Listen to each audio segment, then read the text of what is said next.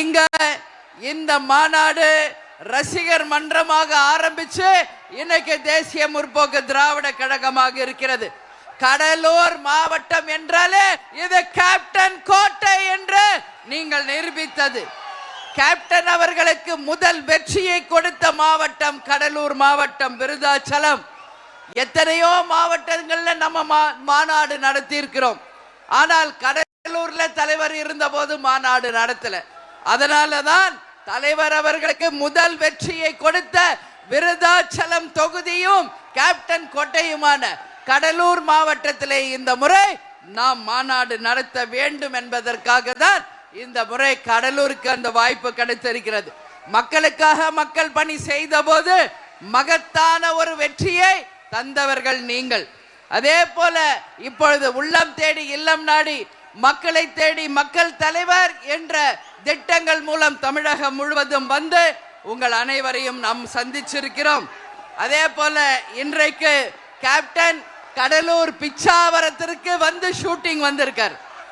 இங்க மேடையிலே வீற்றிருக்கும் என் அன்பு சகோதரி, என்னுடைய உடன் பிறந்த சகோதரி ராதா ராமச்சந்திரன் அவர்களை இந்த கடலூர் மாவட்டத்தில் திருமணம் செய்து கொடுத்த பொழுதுதான் முதலில் நான் கடலூர் வந்தேன். அதற்கு பிறகு கேப்டனுக்காக விருதாச்சலம் தொகுதியில பணியாற்றுவதற்காக அந்த விருதாச்சலம் தொகுதிக்கு வந்து என் உடன்பிறவ சகோதரர்களாகிய உங்களோடு நான் 1.5 மாதம் இங்கேயே இருந்து பணியாற்றிய நாட்கள் என் கண் முன்னாடி பசும் வருகிறது. அதே போல இன்னைக்கு தமிழகம் முழுவதும் இங்கு சந்தோஷத்தோடும் உற்சாகத்தோடும் நம்பிக்கையோடும் இந்த மாநாட்டிற்கு வந்திருக்கின்ற எங்களுடைய அத்தனை கழக நிர்வாகிகள் தொண்டர்களாகிய உங்கள் அனைவருக்கும் நான் இருகரம் கூப்பி நான் நன்றிகளை தெரிவித்துக் கொள்கிறேன். கேப்டன் இல்லாம நம்ம யாருமே கிடையாது. கேப்டன் இல்லாம நம்ம யாரும் இல்லை. அதனாலதான் மக்களை தேடி மக்கள் தலைவர் கேப்டன் ரத யாத்திரை தமிழ்நாடு முழுவதும். இந்த மாநாட்டில் நம்ம தலைவர் இல்லாம நம்ம மாநாடு நடத்துவோமா? கேப்டனுக்கு ஒரு சேர் போடணும் அப்படின்னு சொன்னாங்க. கேப்டனுக்கு என்ன சேர்? சிம்மாசனமிட்டு நம்ம தலைவரை நம்முடன் இந்த மாநாடுல நாம் பங்கேற்க வைத்திருக்கிறோம். கேப்டன் தான் என்னைக்கும் நம்ம அத்தனை பேருடைய தெய்வம்.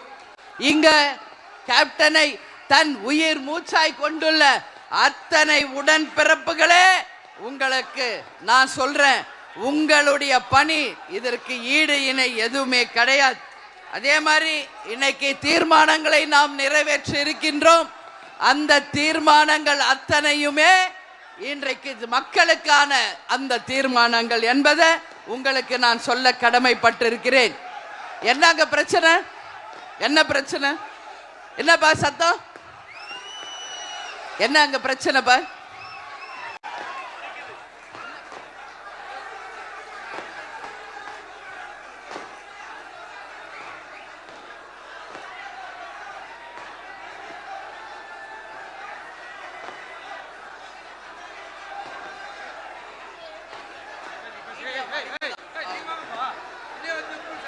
தள்ளுங்கப்பா. மறைக்கிறாங்கன்னா கத்துறாங்க. மறைக்காதீங்க தயவு செய்து. எங்கள் கழக நிர்வாகிகள் தொண்டர்களை பார்க்கறதுல இருந்து நீங்க யாரும் தயவு செஞ்சு மறைக்காதீங்க. இங்க நம்ம நாட்டில் பார்த்தோம்னா கேப்டன் பேசிய டயலாக் தான் இன்னைக்கு உலக பிரசித்தி பெற்றது. எல்லா இடத்துலையுமே பார்த்தோம்னா கேப்டன் வந்து சொல்லியிருக்கார், என் மக்களை தங்க தட்டில் வைத்து தாளாட்டுவேன். என் மக்களுக்கு இணை யாரு? உங்களோட தான் நான் இருப்பேன். கேப்டன் எங்கேயும் போலப்பா. நான் உங்களில் கேப்டனை பார்க்கிறேன். உங்கள் ஒவ்வொருவரிலும் நம்ம கேப்டனை நான் பார்க்கிறேன். நம்ம கேப்டன் நம்ம கூட தான் இருக்கிறார் என்பதை உறுதியோடு நீங்க எல்லாரும் நம்பணும்.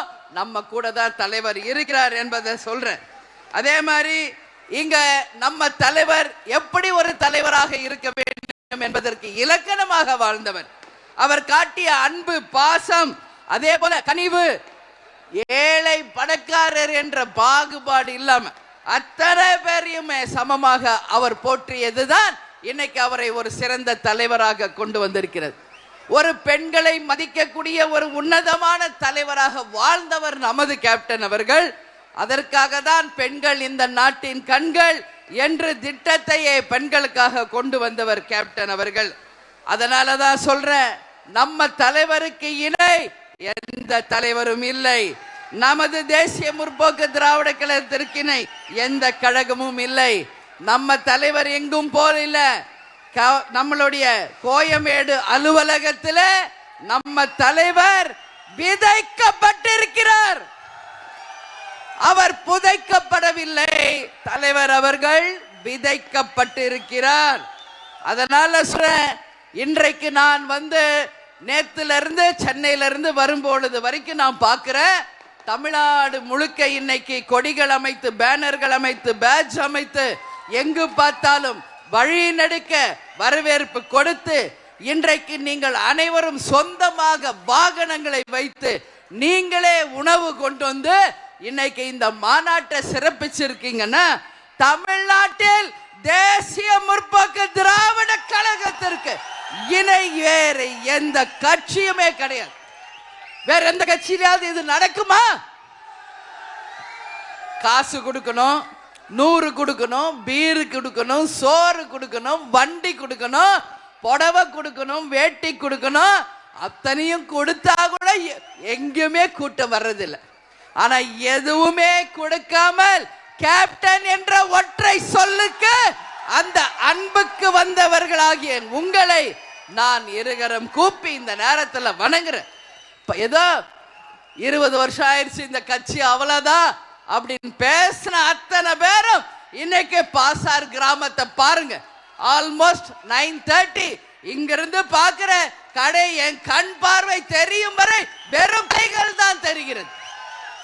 எல்லாம் சொந்த காசு செலவு பண்ணி அவங்களே வண்டி வச்சு சாப்பாடு வச்சு இன்னைக்கு வரைக்கும் வருகிறார்கள் என்றால் அதுதான் கேப்டன் தொண்டர்கள், அதுதான் தேசிய முற்போக்கு திராவிட கழகம். இதற்கு இணைய வேற எந்த கட்சியாவது காமிக்க முடியுமா? ஒரு உதாரணம், ஒரே ஒரு உதாரணம் காமிக்க முடியுமா? அதனால சொல்ற, தேமுதிகவை பற்றி ஏளனமா பேசுறது, தரக்குறைவா பேசுறது, அது எந்த கொம்பனா இருந்தாலும் சரி, எங்க நாங்க பேச தேவையில்லை, எங்க தொண்டர்கள் போதும் உங்களுக்கு பதில் அடி கொடுத்து உங்களை தவிடுபொடி ஆக்குவார்கள் என்று கேப்டன் இந்த கட்சியை ராணுவ கட்டுப்பாடுக்கு இணையா வளர்த்திருக்கார். நியாயமான கட்சி, உண்மையான கட்சி, நாட்டுக்கும் தேசத்திற்கும் உண்மையாக உழைத்து கொண்டிருக்கிற கட்சி நம்ம கட்சி. அதனால இந்த கட்சியை பார்த்து யாராவது தப்பா பேசுனீங்கன்னா நான் சொல்றேன், கடவுள் என்று ஒருத்தர் இருக்கிறார், நிச்சயமாக எங்க தொண்டர்கள் வழியில் உங்களுக்கு பதில் அடி கிடைக்கும் என்பதை இந்த நேரத்தில் நான் சொல்ல கடமைப்பட்டிருக்கேன். இன்னைக்கு என்ன நாள் தெரியுமா? 1971 இந்திய சட்டமன்ற நம்மளுடைய ஜார்ஜ் புனித கோட்டையில சட்டமன்றம் ஆரம்பிக்கப்பட்ட நாள். ஐநா சபையில தலையகம் அமைக்கப்பட்ட நாள். இன்னைக்கு எத்தனையோ வரலாறுகள் இந்த நாள்ல இருக்கிறது. சேலத்தில் நடந்த மக்கள் உரிமை மீட்பு மாநாடு 2.1 அது அங்க நடந்தது. அதே நாள்ல இன்னைக்கு மக்கள் உரிமை மீட்பு மாநாடு 2.0 இன்னைக்கு கடலூர் பாசார் கிராமத்தில் நடக்குது. இந்த மாநாடு அத்தனை மக்களின் உரிமைகளை மீட்டெடுத்து தமிழ்நாட்டில் தன்னிகர் இல்லாத ஒரு கட்சியாக நிச்சயமாக நிலைத்து நிற்கும் என்பதை இந்த நல்ல நாள்ல நான் சொல்ல கடமைப்பட்டிருக்கிறேன். தேர்தல் வந்தால் எவ்வளவு சீட்டு, எவ்வளவு பேரங்கிறீங்களே, என்ன பேரம்? நான் ஒரு விஷயம் சொல்றேன், நான் பேசுவேன். யார்கிட்ட பேசுவேன்? எங்க மாவட்ட செயலாளர்கிட்ட பேசுவேன், எங்க நிர்வாகிகள் கிட்ட பேசுவேன், கடைகோடியில் இருக்கும் எங்கள் தொண்டர்கள் கிட்ட பேசுவேன். நம்ம யாரோட கூட்டணி வைக்கணும்னு உங்க கிட்ட பேசுவேன். நீங்க யார் விரல் காட்டுறீங்களோ அவங்களோட தான் கூட்டணி என்பதை இந்த நேரத்தில் உறுதியாக சொல்ல நான் கடமைப்பட்டிருக்கிறேன். யாரோடைய பேசுறோன்றீங்களே, புரிஞ்சுக்கங்க. முதல்ல தேமுதிக பேசுதுன்னா இங்க மேடையில் இருக்காங்களே எங்க மாவட்ட கழக செயலாளர்கள், நிர்வாகிகள், தொண்டர்கள், கூட்டணியை பத்தி அவங்க கிட்ட தான் நான் பேசுவேன். வேற யாருகிட்டயும் அவங்க ஒப்புதல் இல்லாம இன்னைக்கு இல்ல என்னைக்குமே உங்க அண்ணி உங்கள் அம்மாவா இருந்து நான் சொல்றேன், பேச மாட்டேன். அன்னைக்கு கூட தலைமை கழகத்துல மாவட்ட கழக செயலாளர்கள் அனைவரையும் அழைச்சு அந்தந்த மாவட்டத்திலே கலந்து ஆலோசனை செய்து உங்கள் மனதிலே இருக்குவதை, உங்களுடைய எண்ணம் என்ன என்பதை அந்த மாவட்டத்தின் பிரதிநிதிகளாக, அந்த மாவட்டத்தின் தலைமையாக மாவட்ட கழக செயலாளர்களிடம் இந்த முறை நாம் யாருடன் கூட்டணி அமைக்க வேண்டும் என்று அவர்களிடமே கொடுத்து அவர்கள் எழுதி கொடுத்தது இன்றைக்கு வரைக்கும் என்னை தவிர ஒரு ஆள் கூட தலைமை கழகத்தில் அதை பார்க்கல. உங்கள் எண்ணம் என்னவோ அதே மாவட்ட செயலாளர்கள் எண்ணம், அந்த எண்ணம் என்னவோ என்னிடம் அதை ஒப்படைச்சிருக்காங்க. நான் ஒரு விஷயம் மட்டும் சொல்றேன், இன்னைக்கு தேமுதிக இல்லாமல் யாரும் ஆட்சி அமைக்க முடியாது. தேமுதிக எங்கு கூட்டணி வைக்கிறதோ அவர்கள் தான் ஆட்சியில் அமர முடியும் என்பதை இந்த நேரத்தில் நான் உறுதியா சொல்றேன். ஏன் சொல்றேன்? இது ஜாதி, மதம், இனம், மொழிகளுக்கு அப்பாற்பட்ட ஒரு கட்சி, மக்களை நேசிக்கின்ற ஒரு கட்சி. இங்க முன்னாடி வச்சிருக்கமே சாதாரணமா இந்து கோவில், இஸ்லாமுடைய கோவில், அதே போல சர்ச், இது எங்க நடக்கும்? தலைவர் சொல்வார், நாம் இவ்வளவு பேர் இருக்கமே, நாம் விடுகின்ற மூச்சு காற்றுல ஜாதி இருக்கா, மதம் இருக்கா, நமக்குள்ள ஏதாவது பாகுபாடு இருக்கா என்று தலைவர் அவர்கள் சொல்வார். அதேதான் உங்க அன்னையினுடைய எண்ணம். நமக்குள்ள எந்த பாகுபாடுமே கிடையாது. ஏழை பணக்காரர் என்கின்ற பாகுபாடு கிடையாது. அனைவருக்கும் சமமாக உணவு, அனைவரையும் சமமாக அன்பாக நேசிக்கின்ற அந்த கொள்கைகளை தான் தலைவர் நமக்கு சொல்லி கொடுத்துட்டு போயிருக்கார். அதுவே நம்மளுடைய இறுதி கொள்கை என்பதையும் உங்ககிட்ட சொல்றேன். என்ன கொள்கை என்ன கொள்கைன்னு எல்லாம் கேட்கிறவங்களுக்கு பதில் ஏன் தொண்டர்கள் நீங்க சொல்லுங்க.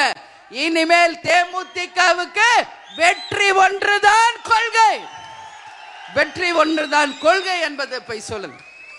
தேமுதிகவை வச்சு நீங்க பயன்படுத்திக்குவீங்க, தேமுதிகவை வச்சு நீங்க ஜெயிச்சுக்குவீங்க. ஆனா தேமுதிகவுக்கு மட்டும் வாய்ப்பு கொடுக்க மாட்டீங்க. என்ன நியாயம் இது? இன்னைக்கு களத்துல தேமுதிக வெற்றி வீரர்களை தவிர களத்துல இன்னைக்கு யாராவது உங்க கட்சியில உழைக்கிறாங்களா? அந்த தலைவர் நமக்கு சொல்லி கொடுத்தது போல அந்த கூட்டணி தர்மத்தை மதித்து கள வீரர்களாக, இளைஞர்களாக, மக்களுக்காக தலைமை எடுக்கும் முடிவுக்கு கட்டுப்பட்டு எதையும் எதிர்பாராமல், எந்த ஆசாபாசங்களுக்கும் அடிபணியாமல், அந்த நேர்மையோடு உண்மையோடு உழைக்கின்ற ஒரே கள வீரர்கள் தேசிய முற்போக்கு திராவிட கழகத்தை சேர்ந்த எங்களுடைய வீரர்கள். இது யாராவது மறுக்க முடியுமா? மறுக்க முடியுமா சொல்லுங்க. காசு கொடுத்தாதான் உங்க ஆளுங்கெல்லாம் களத்துக்கு வருவாங்க. காசு இல்ல, கேப்டனும் அண்ணியாரும் ஒரு முடிவு எடுத்து அறிவிச்சா போதும், கள வீரர்களாக அந்த களத்தில் இறங்கி பணியாற்றுகின்ற வெற்றி வீரர்களாக இன்னைக்கு தேமுதிக தொண்டர்கள் தான் இருக்காங்க. அதனால சொல்ற, இது வெற்றி பெற்ற கூட்டணி அமைத்த கட்சிகளுக்கு தெரியும். உண்மையிலே நாங்கள்லாம் இன்னைக்கு ஜெயிச்சிருக்கோம்னா அதற்கு காரணம் தேமுதிக என்று அத்தனை பேர் வந்து சொல்றாங்க. இங்க மேடையில வீட்டு இருக்காங்களே எங்க மாவட்ட செயலாளர்கள், இவங்க எல்லாம் யார்? மாவட்ட செயலாளர்களா? ஒரு அமைச்சருக்கு இருக்க வேண்டிய தகுதி படைத்த ஒரு மாவட்ட கழக செயலாளர்கள். எல்லாரும் எக்ஸ் எம்எல்ஏவாக இருந்தவர்கள். இன்னைக்கும் அந்த பதவி கொடுத்தால் மிக திறமையாக, யாருமே இதுவரைக்கும் செயல் ஆற்ற முடியாத அளவு ஒரு சிறந்த உதாரணங்களாக நிச்சயமாக நம்மளுடைய மாவட்ட கழக செயலாளர்கள் இருப்பாங்க. அதுல எந்த மாற்று கருத்துமே இல்லை. இந்த மாநாடு வெற்றி பெறுவதற்கு அயராது பாடுபட்ட சிவக்கொழுந்து அவர்களுக்கும், உமாநாத் அவர்களுக்கும், நம்மளுடைய அவைத்தலைவர், கொள்கை பரப்பு செயலாளர், இந்த கடலூர் மாவட்டத்தை சேர்ந்த அனைவருக்கும், என்னுடைய தம்பி LK சுதேஷ் அவர்களுக்கும் ஒரு வேலையை கொடுத்தால் தன்னுடைய தலையாய கடமையாக ஏற்றுக்கொண்டு 15 நாள் இல்லை 20 நாள் ஆனாலும் களத்திலே இறங்கி அந்த வேலையை மிக சிறப்பாக செய்து முடிக்கின்ற முழு திறன் படைத்த என் தம்பிக்கு இந்த மாநாட்டின் சார்பாக என்னுடைய வாழ்த்துக்களை, பாராட்டுகளை நான் தெரிவித்துக் கொள்ள பெருமைப்படுகிறேன். அக்காவா இல்ல, பொதுச் செயலாளர். அதேதான் இன்னைக்கு தமிழ்நாடு முழுக்க எத்தனையோ மாநாடுகள் நடத்தி இருக்கோம். நாம மதுரையில நடத்தி இருக்கிறோம், சென்னையில நடத்தி இருக்கிறோம், திருச்சியில நடத்தி இருக்கிறோம், செங்கல்பட்டுல, காஞ்சிபுரத்துல, விழுப்புரத்துல அத்தனை மாவட்ட கழக செயலாளர்களும் ஒரு மாநாடு எப்படி இருக்கணும் என்பதற்கு இலக்கணமாக அந்த மாநாடுகளை வெற்றி மாநாடுகளாக மாற்றிய சரித்திரத்தை உரியவர்கள் தான் எங்கள் மாவட்ட கழக செயலாளர். இதுவரைக்கும் தமிழ்நாட்டில் நடந்த அத்தனை மாநாடுகளிலும் இன்னைக்கு தேமுதிக மாநாடுக்கு இணையில்லாத மாநாடுகளாக, யாரும் ஒப்பிட முடியாத மாநாடுகளாக தான் தமிழ்நாட்டில் இத்தனை நாள் எல்லா கட்சியும் பார்த்துக்கிட்டு இருக்காங்க. இன்னைக்கு தமிழ்நாடு இல்ல, இந்தியா இல்ல, உலகமே கடலூர் பாசார் கிராமத்து மேலதான் இன்னைக்கு அத்தனை பேருடைய கவனம் இருக்கிறது என்றால் என் வார்த்தை மிக இல்லை என்பதை இந்த நேரத்தில் நான் சொல்றேன். ஒரு தலைவர் எப்படி இருக்கணும் என்பதற்கு அடையாளமாக வாழ்ந்தவர் நமது தலைவர் அவர்கள். தர்மத்தின் பக்கமும், மனிதநேயத்தின் பக்கமும், தைரியத்தின் பக்கமும், எதற்கும் அஞ்சாத துணிந்த நெஞ்சை கொண்ட வீரராக நம்ம கேப்டன் வாழ்ந்திருக்கிறார்.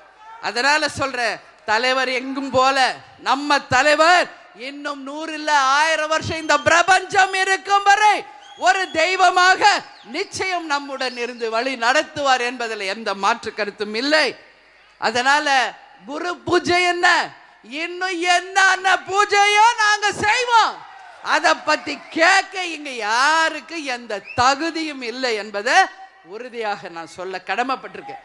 இன்னைக்கு தினந்தோறும் நம்மளுடைய ஆபீஸ்ல உணவு அளிக்கிறோம். ஏன்? தலைவருடைய விருப்பம். தன்னை தேடி வந்தவர்கள் யாரும் பசியோடு செல்ல கூடாது என்பதை நமக்கு சொல்லி கொடுத்தவர்.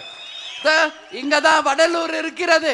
வள்ளலாராக வாழும் வள்ளலாராக வாழ்ந்தவர் நமது கேப்டன் அவர்கள். அதனால பசித்தவர்கள் நம்மளை தேடி வந்தவங்களுக்கு உணவளிக்கிறோம், நம்மால் முடிஞ்ச உதவிகளை செய்ய வேண்டும் என்று சொன்னவர் நமது தலைவர் அவர்கள். அதனால கேப்டனுக்கு இணை கேப்டன் மட்டுமே என்பதை இந்த நேரத்தில் உங்ககிட்ட சொல்றேன். ஒரு தலைவர் என்பவர் அடுத்த தேர்தலை நோக்கி இருப்பவர் அல்ல, அடுத்த தலைமுறையை சிறந்த வழியிலே யார் ஒருவர் வழி நடத்துகிறாரோ அவரே சிறந்த தலைவர். அது போல ஒரு உதாரணமாக ஒரு சிறந்த தலைவராக வாழ்ந்தவர் நமது கேப்டன் அவர்கள். இன்னைக்கு என்னென்னலாம் நாட்டில் பிரச்சனை என்பதை தீர்மானத்தில் நம்ம சொல்லிட்டோம். அதுக்கு அத்தனைக்கும் முற்றுப்புள்ளி வைக்கணும். ஏன்னா உங்களுக்கு தெரியும், உங்க அண்ணி 1 மணி நேரம் இல்லை 2 மணி நேரம் கூட பேசுவேன். ஆனா காலம் கருதி நீங்க எல்லாரும் பத்திரமா வீட்டுக்கு போகணுன்றதுனால சொல்றேன், உங்க எல்லாருடைய பதில், நீங்க எல்லாரும் இங்க எதிர்பார்க்கிறது ஒரே ஒரு விஷயம்.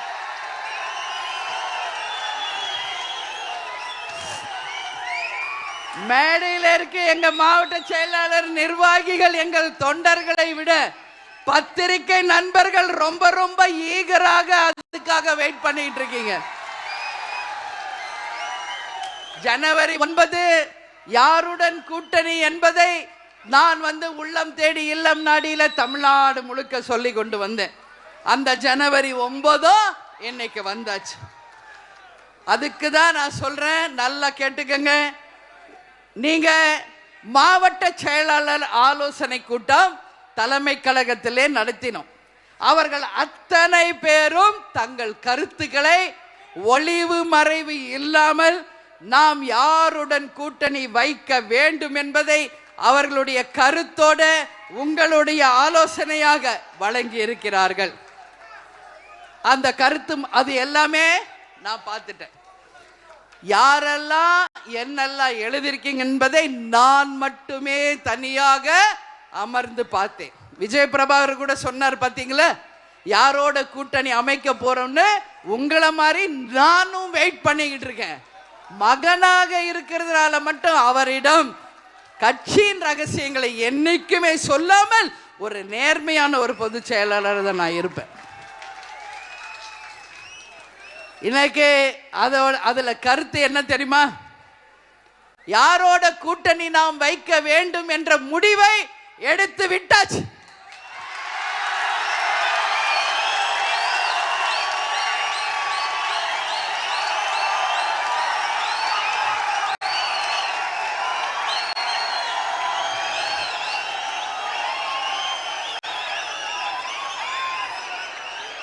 ஆனால் அதை இந்த மாநாட்டில் அறிவிக்க வேண்டுமா என்பதுதான் கேள்வி. அது ஏன் சொல்றேன்றதை நீங்க புரிஞ்சுக்கணும். நான் ஏன் அதை சொல்றேன்றதை நீங்க புரிஞ்சுக்கணும். நம்ம மாவட்ட கழக செயலாளர்கள் அவங்க கருத்து என்று ஒரு காலம் நம்ம கொடுத்திருந்தோம். அந்த காலத்தில் அனைத்து மாவட்ட கழக செயலாளர்களும் தலைமை கழக நிர்வாகிகளும் சொன்னதை உங்களிடம் சொல்கிறேன். இன்று வரை தமிழகத்தில் எந்த கட்சியும் கூட்டணியை அறிவிக்கவில்லை. இந்த நிமிஷம் வரைக்கும் எந்த கட்சியுமே கூட்டணி அறிவிக்கல. இவங்க தான் எங்க கூட்டணின்னு சொல்லல. அப்படி இருக்கும் பொழுது நாமும் சிறிது ஆலோசித்து தெளிவாக சிந்தித்து நல்ல தீர்ப்பை தான் எடுக்க வேண்டும் என்பதை நம்ம மாவட்ட கழக செயலாளர்கள் சொல்லி இருக்காங்க. தை பிறந்தால் வழி பிறக்கும். கண்டிப்பா. இப்ப நீங்க சொல்லுங்க, எனக்கு நான் யார பத்தியும் பயப்பட மாட்டேன். உங்களுக்கு தெரியும். நான் கேட்கறது இல்ல. எங்க மாவட்ட செயலாளர்கள் நிர்வாகிகள் என் கடைக்கோடியில் இருக்கின்ற என் தொண்டர்களை உங்களை பார்த்து நான் கேட்கிறேன். இந்த மாநாடு மேடையில் நம்ம அறிவிக்கணுமா?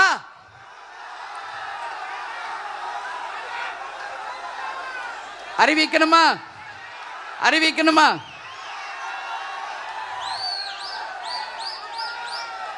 ஏன் கேட்கிறேன்னா, நம்ம இவ்வளோ நாள் சத்திரியனா வாழ்ந்துட்டோம். இனிமேல் சாணக்கியத்தனமாக நாமளும் வாழணும். இன்னைக்கு ஆண்ட கட்சியும் ஆளுங்கட்சியுமே யார் யாரெல்லாம் கூட்டணி என்று அறிவிக்காத போது, அந்த கூட்டணியிலே யார் யார் அங்கம் வகித்து இருக்கிறார்கள் என்று சொல்லாத போது, மத்திய மாநில ஆட்சியில் இருப்பவர்கள் சொல்லாத போது, நாம மட்டும் எதற்காக முந்திரி கொட்ட மாதிரி அவசரப்படணும்? நாமும் நின்று நிதானமா யோசிச்சு அடிப்போம். ஆனா தேமுதிக சாதாரண கட்சி இல்லை. மீண்டும் சொல்கிறேன், நமக்கென்று ஒரு கௌரவம் உண்டு, நமக்கென்று ஒரு மரியாதை உண்டு, நமக்கென்று ஒரு கண்ணியம் உண்டு.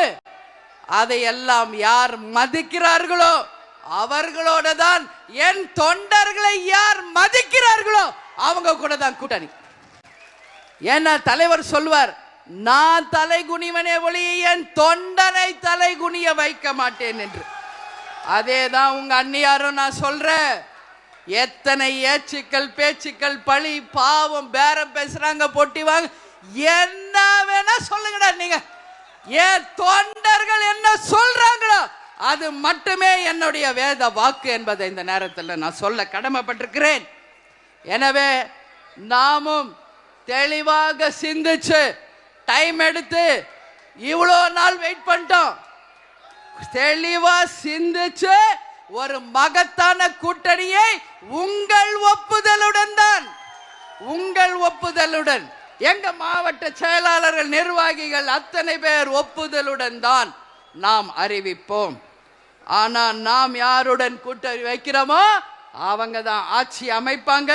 அவங்க தான் நிச்சயம் நம்மளுடைய கூட்டணியில் இருப்பவங்க தான் ஆட்சி அமைப்பாங்க. அது மட்டும் புரிஞ்சுக்க. அதனால கொஞ்ச நாள் வெயிட் பண்ணுவோம். தை பிறந்தால் வழி பிறக்கும். அதனால நல்ல வழி நம்ம கேப்டன் நமக்கு காமிப்பார். அதனால உங்க எல்லாருக்குமே அண்ணி என்ன சொல்ல போறாங்க என்ற ஆவலோடு வந்த உங்கள் அனைவருக்கும் என்னுடைய உரை திருப்தியா இருக்கா? ஓகேவா? பொறுமையா முடிவெடுக்கலாமா? தை பிறந்தா வழி பிறக்குமா? வெற்றி ஒன்றுதான் நம்ம இலக்கு. அவசரப்படுற கட்சி நம்ம கிடையாது. இனிமே வெற்றி தான் இனிமே நம்ம கொள்கை. வெற்றி ஒன்றே உறுதி.